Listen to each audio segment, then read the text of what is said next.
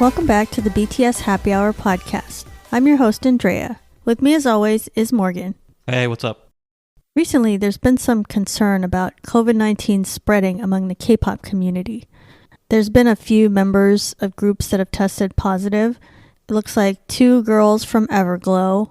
Their names are Yeon and Seon, and one of them was in contact with someone who was confirmed to have the virus. And they had recorded an appearance on a TV show, and then they tested positive after that. So there's concern that it might be spreading. There's 2 members of a boy band named Up Tension, and the members are Beto and Kagyeol, and they were confirmed to have COVID-19 as well. And that one was a bigger deal because they were on several music shows that week, and so then all the groups that were on those same shows also had to be tested, and I think almost everybody turned out to be negative, so it was just kind of a scare. But they tested a bunch of groups, including aespa and Pentagon and all of NCT, which is a lot of people. So I guess there's a concern in South Korea that this could be something spreading in among K-pop, and since they get together every once in a while, that there's risk there. But I don't think there's that much to be worried about. I think they're isolating pretty well as it is. Yeah, I mean, there's something to be worried about, and it's just a hassle. Well, I mean, if there's some sort of outbreak, they're going to have to test everybody. Some people will have it, and they have to, they have to stop working. But is it a big deal? As in, do you think your favorite pop stars are going to die? No, they're not going to die. The mortality rate's pretty low, and these are young, healthy people. So I don't think you have to worry about that. But it could, present a inconvenience as far as scheduling. People have to be quarantined, So it could lead to some trouble in that regard. But other than that, it's kind of a non-news story. I know people always freak out when there's some sort of outbreak. This happens in sports too, Because obviously, if you do catch it, you don't want it spreading. So you do have to trace it. You have to quarantine people. But no, you shouldn't be concerned that people are actually going to get that sick from it. These are young, healthy people, so it's not going to be that big of a deal for them. Yeah, and I think for the most part, these groups are not gathering together a whole lot. It just so happens that, they're doing these music shows, and maybe they were in the same building or something. I don't think there's a lot of people congregating, so I don't think it's that much risk. So I think it's just kind of being really cautious about it. And a lot of times it's just like, oh, someone was positive, but then no one else came down with anything. It's just like you were exposed to a positive person. Like, that doesn't mean you are automatically going to get it. So I think this is just taking precautions because they don't want, anything spreading among K-pop idols. Yeah. Well, keep an eye on who's tested. It might reveal who's dating, right? Because this is something like, because the companies will have to know who's in contact with whom, right? Mm-hmm. And that might clue you into who's dating. If you don't see them on TV together, but suddenly this group has to be quarantined and that group has to be well, they must have been in contact with each other. Why? Because they're in contact. That's why. Right. Because they're dating. Somebody's seeing someone else. Well, yeah, people have lives outside of their jobs, so who knows what's happening in off hours. I don't know if everybody is it's just something fun to think about. Yeah. If suddenly somebody has to be quarantined and they weren't on any of these shows, well, they're in contact in some other way, and they're off time. You can connect the dots. So that's the only significant portion of this story. I think you might get some clue as to who's dating whom, but yeah, it's not a health scare or anything like that. In BTS news, it was Jin's birthday this week, and along with the usual tweets and posts and stuff, he also released a song that he worked on named Abyss, and it was kind of a ballad type of song, very Jin style, like similar to Epiphany or Awake, if you remember his past solo songs. So it kind of seemed like a sad song. I didn't look too hard into the lyrics, but he said it was about some of his darker emotions, and maybe it was something that he worked on that was possibly going to be on the B album, and it didn't make the cut or anything, but so it seemed like a pretty good song. And kind of a sad song to release on your birthday, but I guess it's like that's the one that he's... What kind of song would he release? He doesn't release, like, he's not J-Hope. He doesn't release upbeat songs. That's true. This is That's more... not the type of song he sings. This is his style. Yeah. I mean, it was a good song. I liked it more than I thought I would. I generally don't like these songs, I'll be honest with you. I don't like ballads. They remind me too much of the Asian ballads that my mom used to listen to, which I for whatever reason, I swear to God, have they changed in the past 50 years? I don't think they've changed, have they? It kind of seems like whatever the hell my mom was listening to, it sounds very similar to, and Asian's a very broad term, obviously. I think she was listening to Hong Kong music or Taiwanese music, but it sounds the same to me. And maybe that's just my uneducated ear, but it sounds very, very similar. And this is 2020. Maybe I'm just wrong and I don't listen to it closely, or maybe I blocked it out of my mind. That's why I have this sort of antipathy towards it. I'm sort of biased against Asian ballads, but I like this one, and I kind of felt, I'll be honest, I've never thought that Jin was one of the stronger vocalists in the vocal line. I always thought that Jungkook and V were better, but he was surprisingly strong in this. I felt like he was just as good as anyone else in the group. In this song he was, so... I'm still surprised to know that Jin was recruited and he had no previous singing or dancing experience. So everything he learned was just starting from when he was training to be in BTS. So he's... Well, that was a long time ago, so he's had plenty of training since that time. But yeah, it was a pleasant surprise. But I have to admit that I'm still biased against this sort of music because I heard way too much of it when I was a kid. And it still kind of sounds the same. Some of the older Korean artists, I feel like that it's the same exact kind of music that you're thinking of. Yeah. Like they haven't changed in their I'm style. sure it has gotten a little more modern in a lot of ways, but maybe it's just because I don't listen. I tend to just turn off any sort of ballad. I just listen to the pop music. Ballads aren't really my thing. And also in Jin news, the law that we were talking about last episode about extending the enlistment time for certain artists, mostly just BTS, to age 30 to when they have to enlist, that passed, which I'm surprised it passed that quickly. I thought it was going to be like months later that we would hear like the final result of that, but I guess they passed it. They were like, okay, let's just do this now because well, they have the votes, why not? It's almost Jin's birthday. I don't know if they did it because of them or if that mattered. I mean, if you already heard about the law in the House or in the body, the congressional body, whatever it's called, yeah, then it already was it was in the system. So I'm not surprised. And why wait if you have the votes? Clearly they did. Nobody waits when they have the votes, so they passed it, which is a good thing. But like we said before, this is not the end of it. They're gonna keep working on it, and when he turns 30, they'll hopefully have some sort of other measure, some kind of arrangement, either delay it to 32 or maybe just have some sort of permanent exemption. They're not stopping there. Maybe they should just grant them some kind of like ambassador status so that like the things that they're doing already, it's like, oh, that counts as military service. Yeah, that would be essentially what I've always advocated for. You can still make them serve in some sort of capacity, but do something that's in their wheelhouse. Do something that trades on their actual talents. They don't have to go to some barracks. Yeah, I mean, maybe for like the basic training, probably everybody has to do that part, like the athletic tests and all that. And why? I don't know. Just so you went through it and just in case you know how to assemble a gun and all that stuff. Well, I'm sure they're physically fit, so I'm sure they can do all that. I think that would be ideal. Just go through that basic part, and then they can be ambassadors, and then that counts as the military service. It's a formality, but they will get some additional exemption when the time comes. I would bet good money on it. Recently, Hendery, who is in NCT and Wavy, has been criticized for photos he posted on his Weibo. And in the photos, he's seen wearing a wig that has a Jamaican Rastafari-inspired headband and a wig with fake dreads on it while he's riding in a car. And so some people, of course, they criticized him and they said that's cultural appropriation.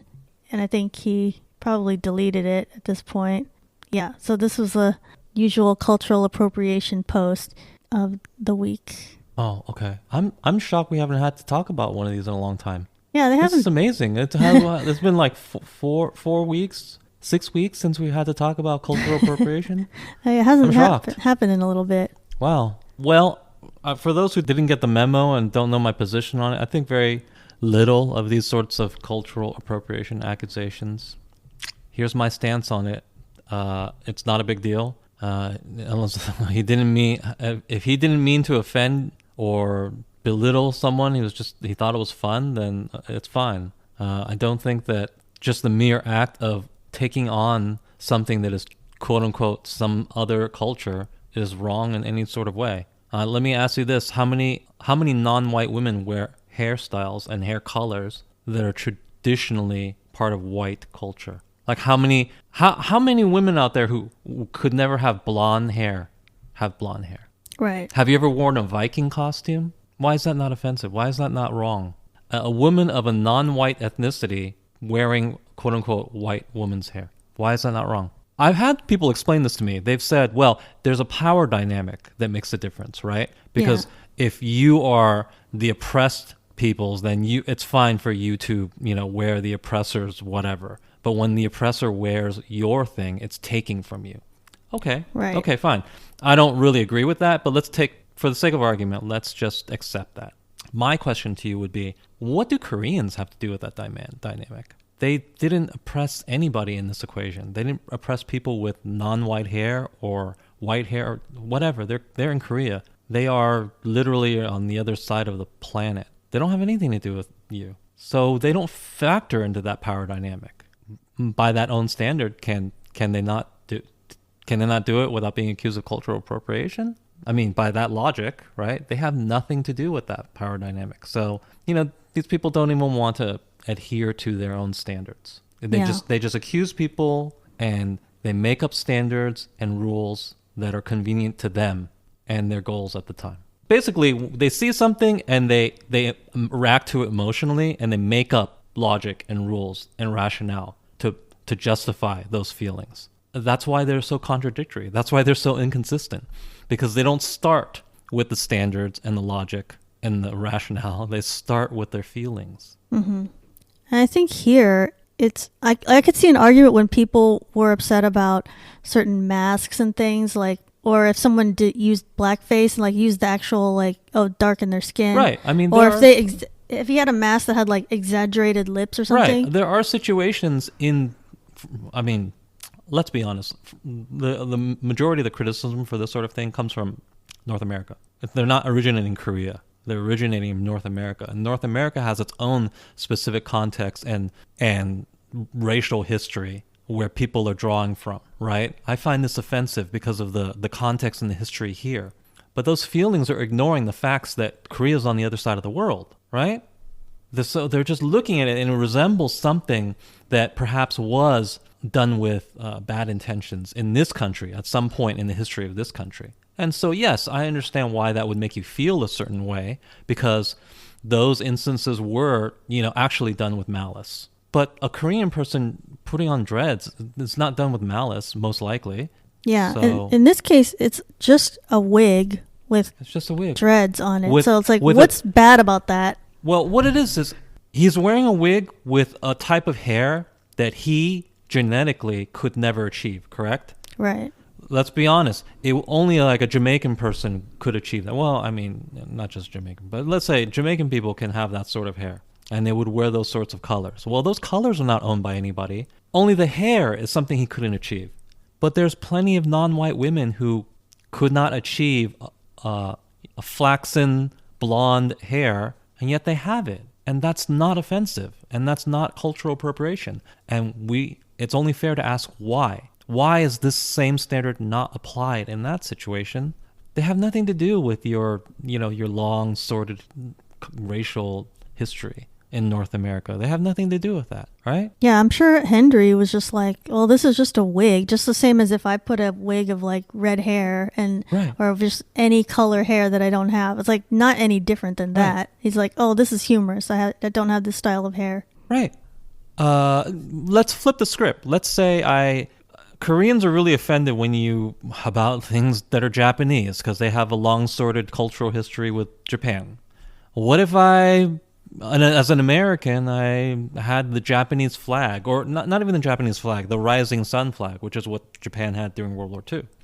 Could they come over here and say, why are you doing that? It's offensive to us. Well, maybe, but they would be wrong, and it would be ridiculous for them to do that. Because I do know, but the average American doesn't know how Koreans feel about the rising sun flag, right? Right. And if we're wearing it on our clothing or whatever, it's not meant to offend them. It's not meant to hurt them. So why should that standard be held? You have to take that into that context into account. And I just feel like people on Twitter have a very low IQ, or they just don't want to take those things. Either they can't because they're stupid, or they refuse to take those things into account, the actual full context of the situation. I'm not trying to offend any Koreans by wearing the rising sun or using the rising sun. So they shouldn't get angry at me for it. In the same vein, a Korean is probably not trying to offend anybody or take anything or oppress anybody by wearing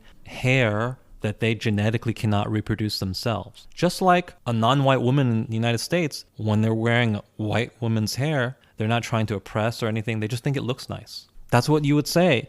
You're a non-white woman. You have hair that you couldn't produce genetically. Mm-hmm. You have blonde hair right now. Mm-hmm. Does anyone accuse you of cultural appropriation? No.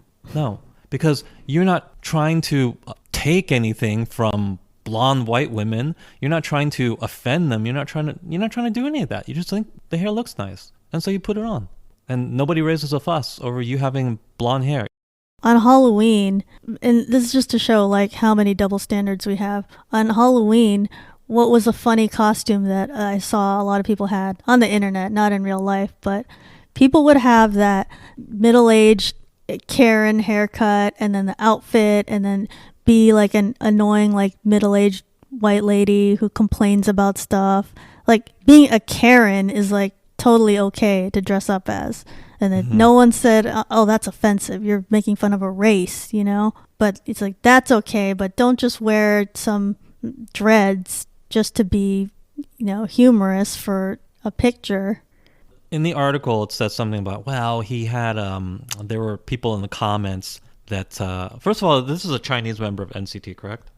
This is a Chinese I think so. member. It says there was like Chinese and then comments. It said there were Chinese commenters in the chat or something, and they were making racist comments. Well, number one, I got to fill you in on something right now. Chinese people, especially those in China, are extremely racist. That's number one, okay? Number two, it's not responsible for the people who post comments in his chat.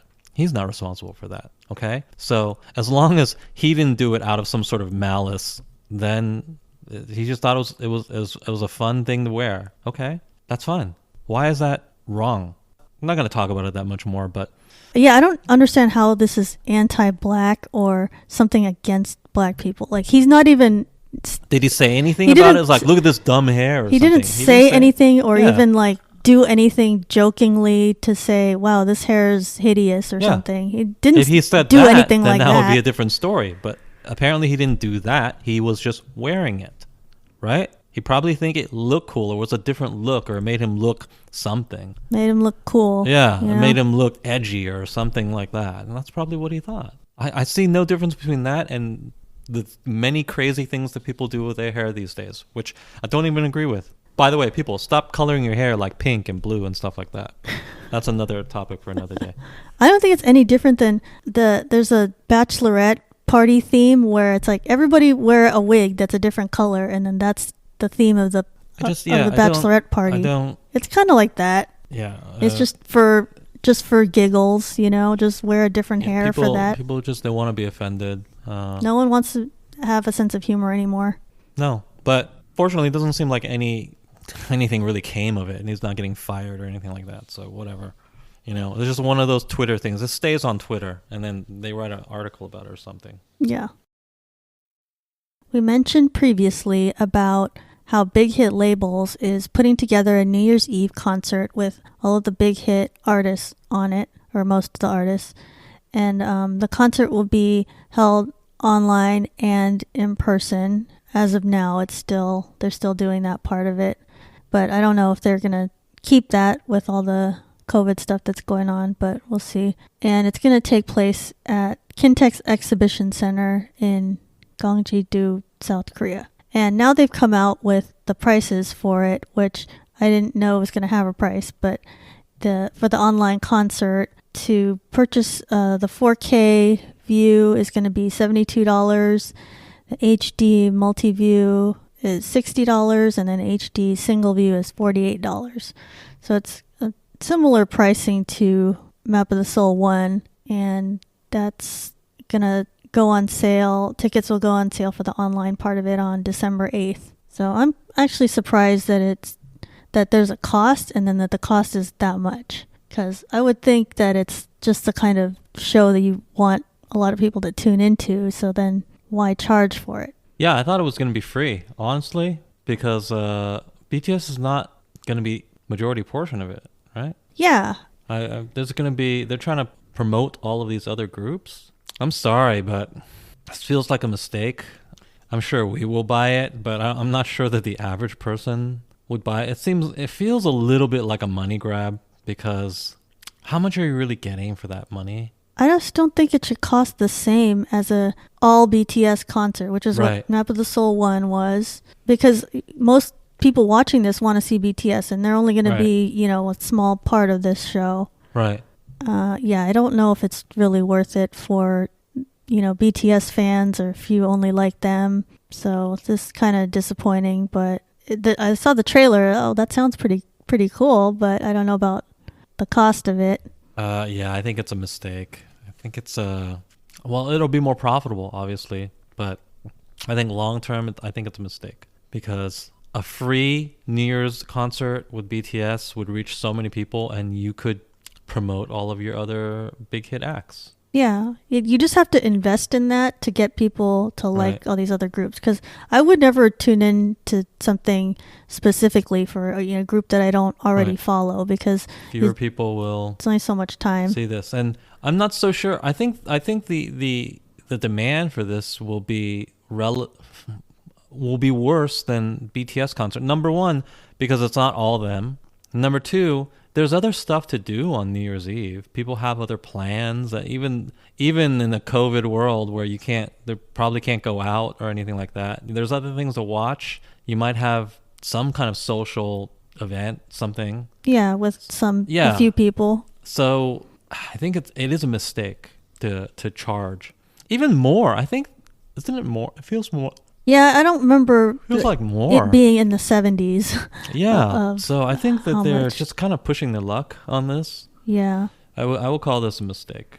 Since there's a 4K and multi-view and all that like before, I think maybe they're wanting to use that same exact platform, though, and you can't do that for free because that's all very specialized. We don't have to do it for 4K. Yeah, it does. You don't need to do all that. It could just you could put it on YouTube. You could just be filmed like a regular show. They could put it on YouTube. YouTube will stream it. YouTube will cost nothing.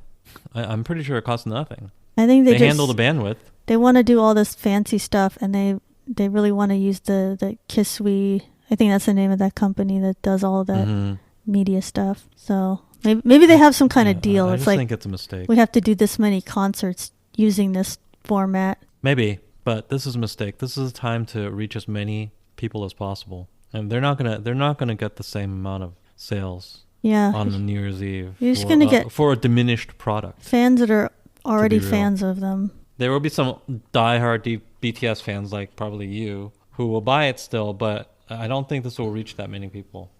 Yeah. So officially, I disagree with the pricing on that.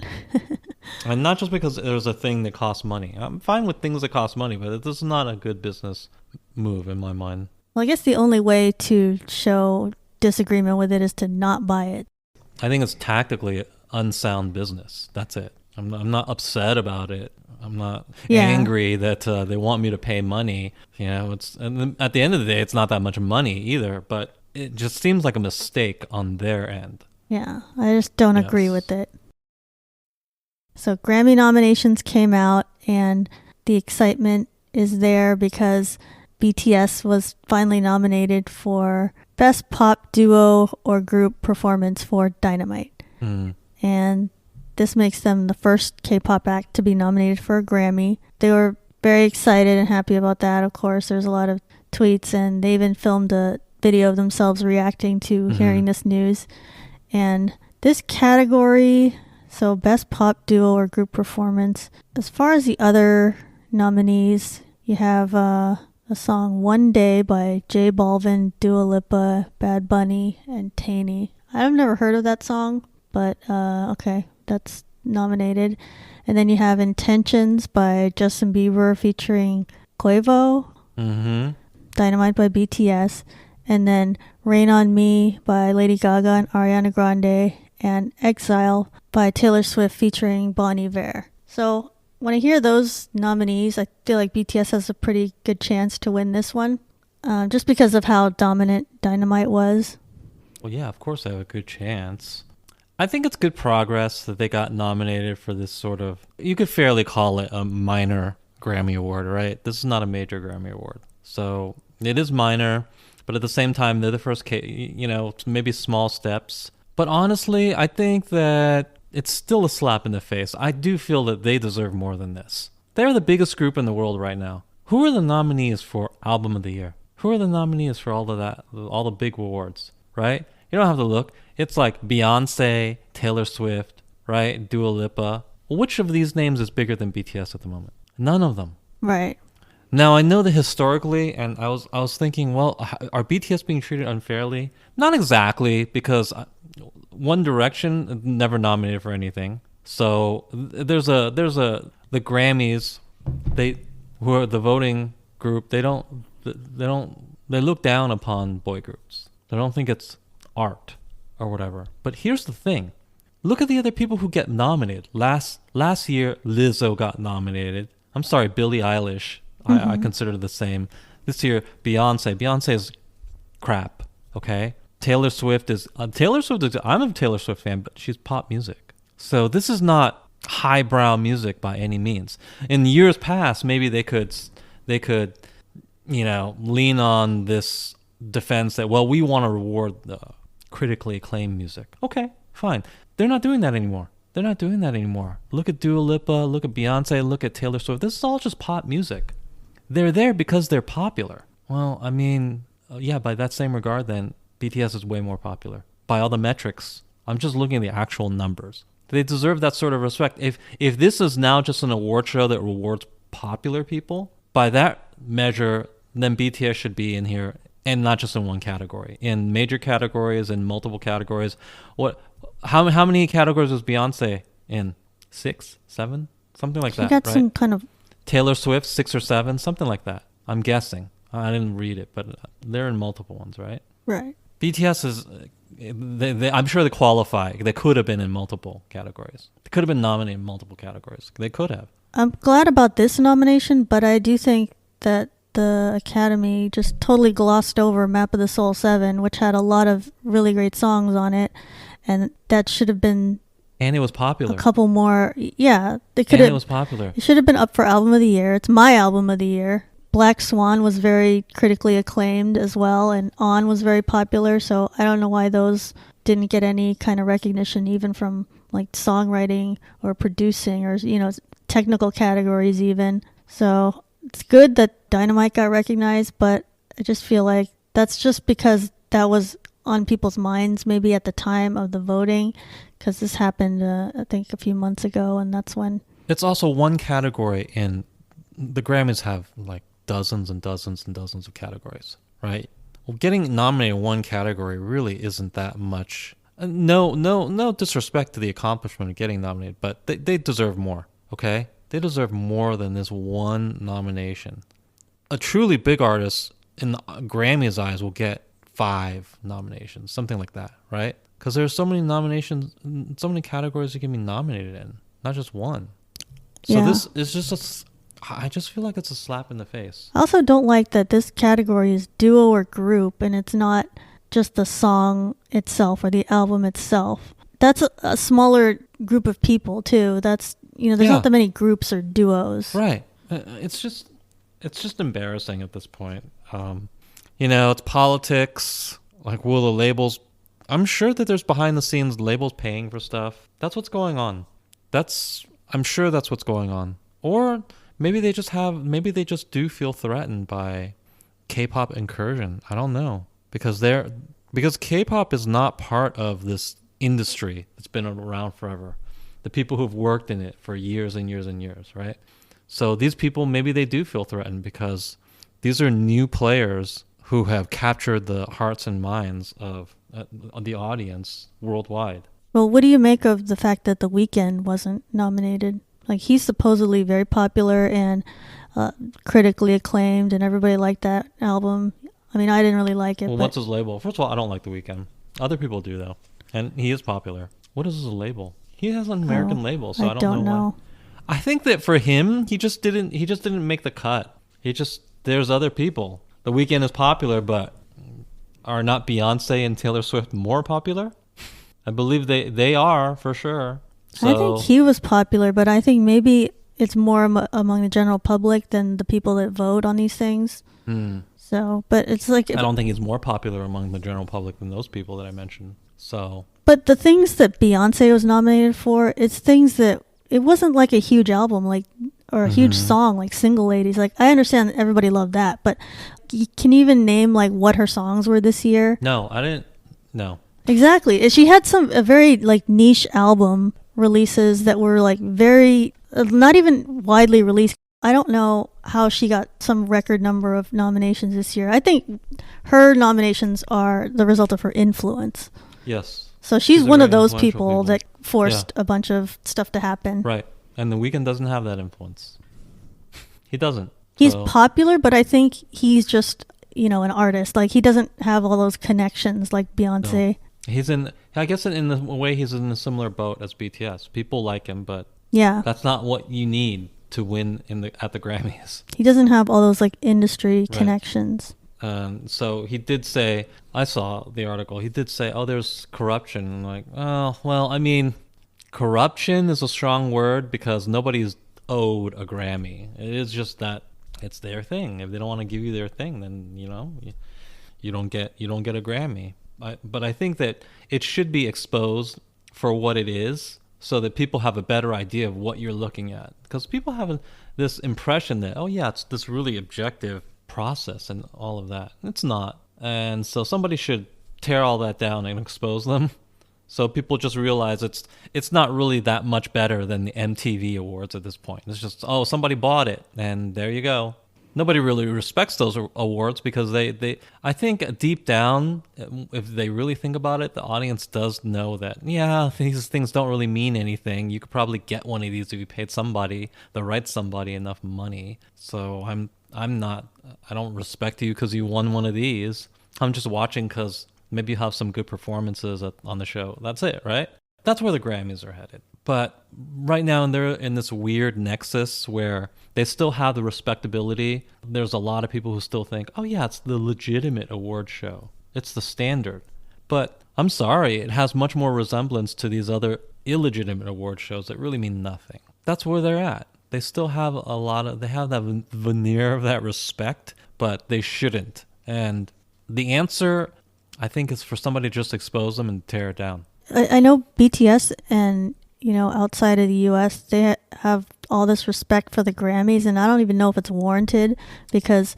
No, it's not. It's only born out of ignorance. It's like the K-pop award shows, they're regional a little bit, but at least a lot of them are based on data. It's based on something you can look at and you can audit, and it's transparent. So at least you could say, BTS won this many. It's because they had this many sales or this many votes. Right. So although it is a good milestone, first K-pop group it's still insulting. It's still not enough. That's the way I feel about it. K-pop is dominant right now. Let's be frank about this. K-pop is dominant. Blackpink is the most dominant female artist, okay? BTS is the most dominant male artist. It's not The Weeknd. It's not Ed Sheeran. I don't know. Who's out there? It's not Justin Bieber. He releases like one track or two, and Ed Sheeran's on half of them. Mm-hmm. It's not Taylor Swift, even though she could be if she put out more music. It's not Beyonce, that's for damn sure. K-pop is on top. They should be dominating these award shows. In the past, I have said, these sorts of things do take baby steps. But the growth has been so rapid that Baby steps they're not really reflective of the reality on the ground. They're not in this case, because in 1 year, K-pop has become the dominant musical force on the planet. Okay, so I don't see why you're getting one nomination at the Grammys. When just keep in mind, if you're not familiar with the Grammys, there's like 100 categories. It's not like the Oscars where there's only about 5 important ones. This is the Grammys. There's so many. So if you're getting one of the secondary ones, it really means nothing. It really means nothing. You need to get like 5 or 6 nominations for it to mean, oh yeah, they respect us. They know we're a thing. Yeah, if you get one, they don't respect you. They don't know that you're a thing. They just don't, you know? So on one hand, I did think The Weeknd complaining about it openly was a little bit of a sore loser move there, but at the same time, I kind of agree with what he's saying. And I don't know if it should have been someone else who said it, not the person who was not nominated. I think he is a sore loser, and that, what can you do about it? You're not entitled to a Grammy. Even if you're the best artist in the world or whatever, you're not entitled to it. So it is pretty, it's not a great look to openly complain about it. It's really just a little club. Right? It's just a little club where they hand out awards. You're not entitled to this club giving you an award. The concerns he voiced are valid. Like he thinks, oh, it should be more transparent. But he said something like, "You owe me and my fans." Like they don't owe you shit, man. And he had some weird theory that he was discriminated against because he accepted a Super Bowl. But I don't understand that. Why would they hate you for going to this and performing at the Super Bowl? Why? I don't understand. All the big artists, Beyonce has performed at the Super Bowl. I don't understand why they'd hate you. Bruno Mars has performed at the Super Bowl. Yeah, I guess there might be a conflict with that, of doing both things, but anyway, shouldn't be. Well, I'm sure that'll be worked out. Yeah, his theories are his own, so I don't get them myself. Yeah, he's not owed anything. But it is right to question it, and it is right to educate people and tell them, hey, look, this award, it's not what you think it is. It's not the objective arbiter of music taste. It's not. It's just become its own little club. They hand out stuff for their own reasons, political or personal or self-serving.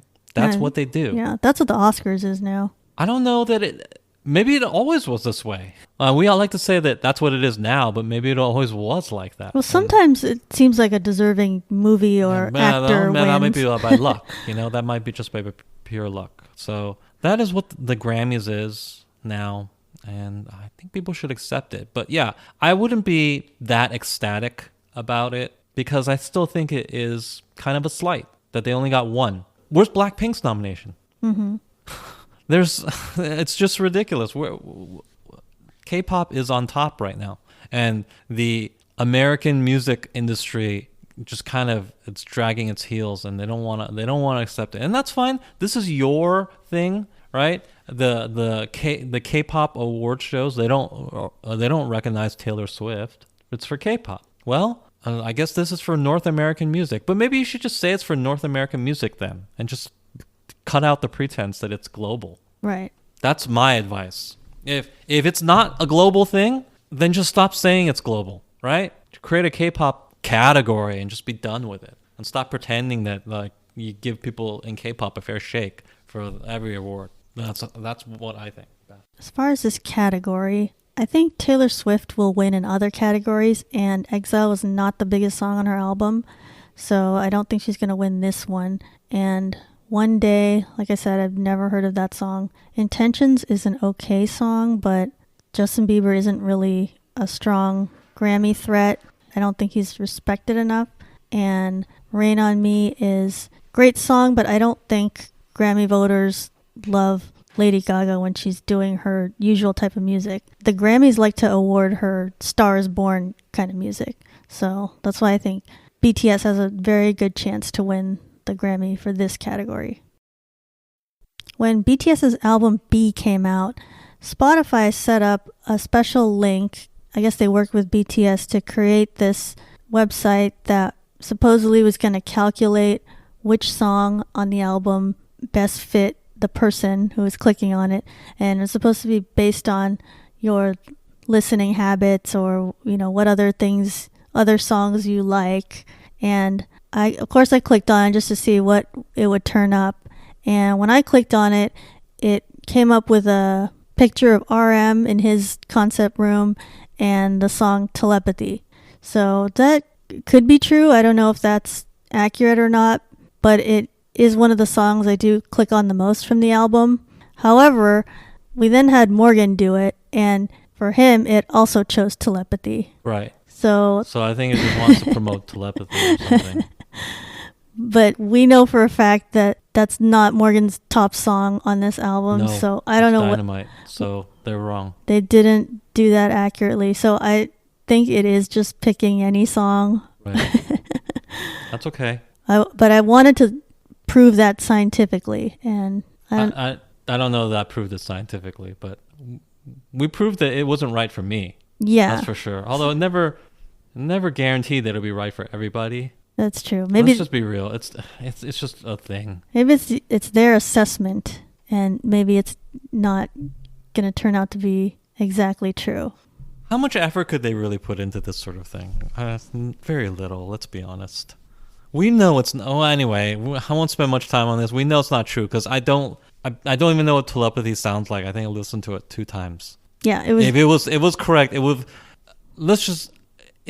Couldn't it just see the number of plays that I've done on my own Spotify? Well, I thought that would be part of the basis. Because if they saw that, they would have seen that I played Dynamite like 80 something times. They would have just said, "Oh yeah, you obviously like that song." I thought it would be somewhat based on that. Yeah. But maybe it looked at, what's the last few songs you listened to, and what is the BPM of that, and maybe what's a similar song. Listen, if you look at the last few songs I listened to, Dynamite probably be on those last few songs. So, yeah, it's not, they just picked a song for you. Well, maybe they didn't want Dynamite to come up for as many people because they want you to listen to all the other songs. Perhaps. But yeah, I don't. But then it's false advertising because it's saying this is your favorite or whatnot, right? Yeah, I do think it worked as just a promotional tool, and it got people to log in to use their Spotify, even though they probably were using it anyway. But talk about it. Yeah, it's just a fun thing to do. It probably just randomized some answer. It was kind of like a BuzzFeed quiz. You know, when you answer, it's like, what color do you like? What food do you like? Right. By the way, people don't do those BuzzFeed things. Or whenever one of your friends says they took if you're ever on Facebook still, which a lot of people are not. You know, you see your friends, they took a quiz and said, "This is what things are like. This is what house I would live in if whatever. This is the country that I should live in," or anything like that. Something, and you have to click on it and you have to answer some questions. Those things, by the way, they're just trying to get your personal information. Don't click on them. That's what they're for. They're just there to get your personal information. They're not there to give you any interesting information. So yeah, don't click on those things, guys. So if you have Spotify as your music streaming app, you know that in early December, you'll get notified about your Spotify Wrapped, which is a bunch of data that tells you about your listening habits for the year. So this year came out on December 1st, and I just thought we would take a look at our top artists and songs, because since this is the data we got, this is what we actually think are the favorite songs of the year. And I think this is more accurate than if you were to try to rank it yourself, because this is the things you played multiple times. So that's actual data. It's not your guess at things. It's the numbers, and it's not you trying to say, let me put this song at the top because that makes me look better. Right. You know. So my top artists were number 1, BTS, number 2, Twice, number 3, Blackpink, number 4, Taylor Swift, and number 5, Winner. So what was that again? Number 1, BTS? Yeah. Twice? BTS, Twice, Blackpink, Taylor Swift, and then Winner. So it's like 4 out of 5 was K-pop, and then Taylor Swift. I still listen to a lot of BTS. I didn't think I did, but I did. What were your 5 artists or top artists? Twice, Winner, Blackpink, BTS, and something called Dog Relaxation. And what that is my dogs, they get upset, so I play this supposedly relaxing music. apparently I did that enough. It made the top 5. Sorry. I saw on some random people's Spotify, like their top ones were like things that they use for just ambient noise. Like I needed this to sleep. Yeah, to go to sleep. Yeah, right. It's kind of ruining their list. It kind of it interferes with. I'm not surprised.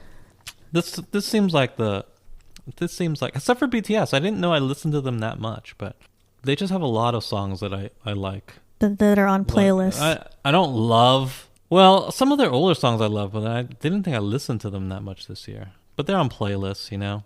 I didn't know Twice would be at your top again because they didn't have as many songs this year. No, but I still listen to the old stuff, I guess. Yeah.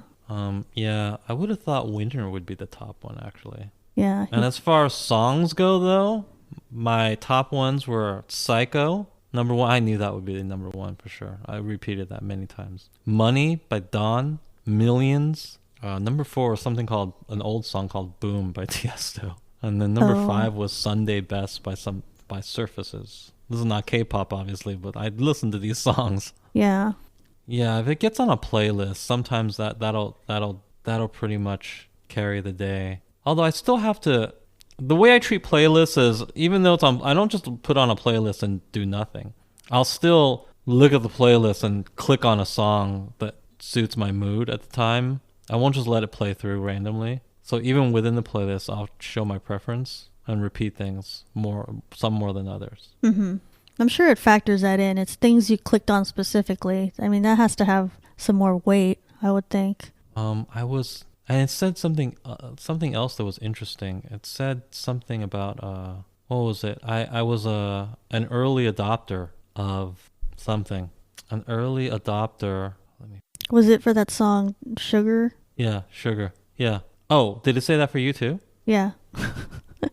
Oh, okay. So Sugar by Hitchhiker Sokodomo? Yeah. Yeah, it said I listened to it before it had even 50,000 listens or something like that.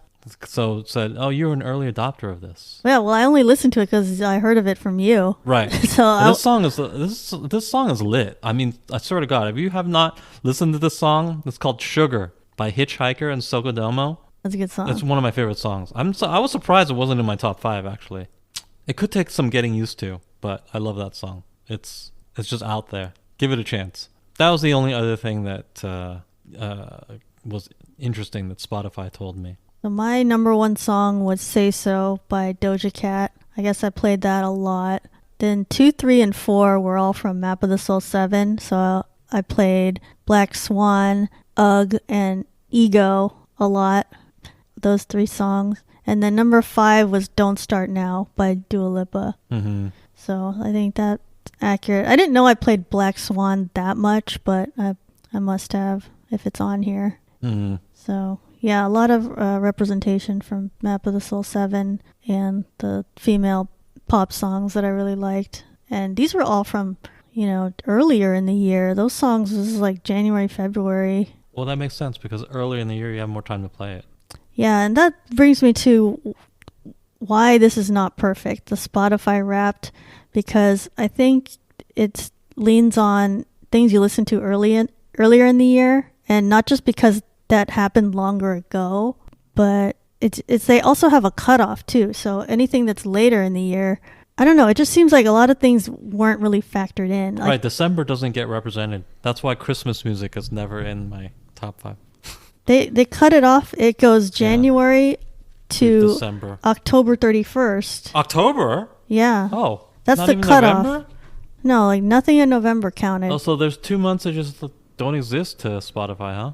Yeah, that bothers That's me because wrong. it's not being counted. Right. I mean, I don't care about It's December. okay. It's not a presidential election. I don't care about December because that would be just all Christmas music, but Not for everyone. I Some mean, people hate it. yeah, I mean, not 100%, but a lot of it. So I'm Depressed people. okay with that not being counted, but I think all of November not counting.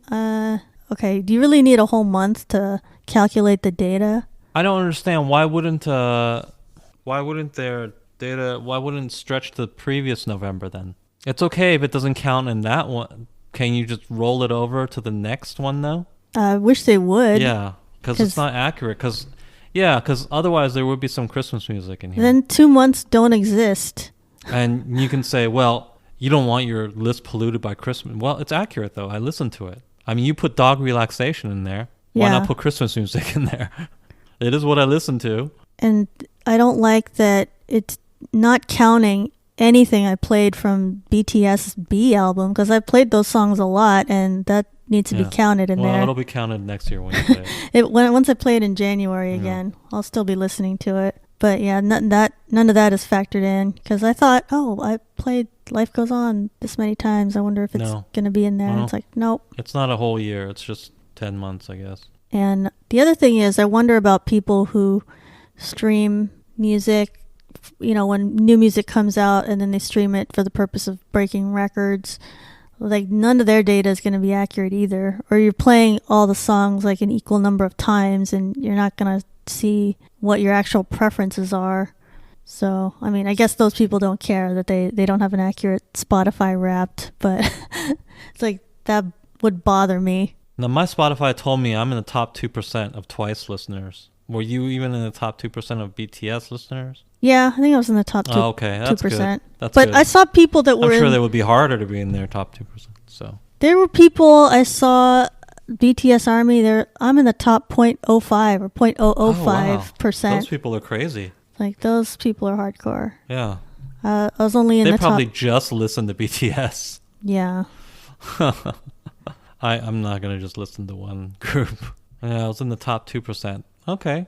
So if you're even higher, they'll tell you you're higher. I get it. Yeah. But yeah, I don't think it's not a perfect system, but I guess it doesn't have to be. It's just a fun thing. And then Spotify also released some information about who the top K-pop artists are globally, and it's not very surprising. It's kind of similar to what our top artists look like. So number 1 was BTS, number 2 Blackpink, number 3 Twice, number 4 Stray Kids, and number 5 Red Velvet. Well, that's kind of what you expect, though. I'm surprised Stray Kids was up there. I wouldn't expect Stray Kids to be that high. They're pretty popular. Why are they that high? That's kind of odd to me. I would have thought it'd be... No, I guess...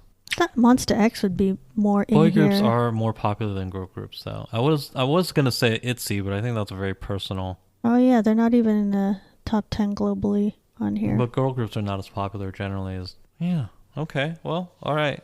I'll trust it. This is just Spotify streams, though. Yeah. So if you're using some other music app, then they might be higher up on that. The ones they have in Korea, which are very regional. Thank you to our guest, Morgan. You can find BTS Happy Hour on Apple Podcasts, Spotify, Amazon Music, Google Podcasts, Stitcher, Podbean, Castbox, Deezer, Listen Notes, and iHeartRadio. New episodes weekly. To support the podcast, please comment and share on social media, leave a review on Apple Podcasts, or give us a rating on your podcast app. Follow BTS Happy Hour on Twitter, Facebook, and Instagram.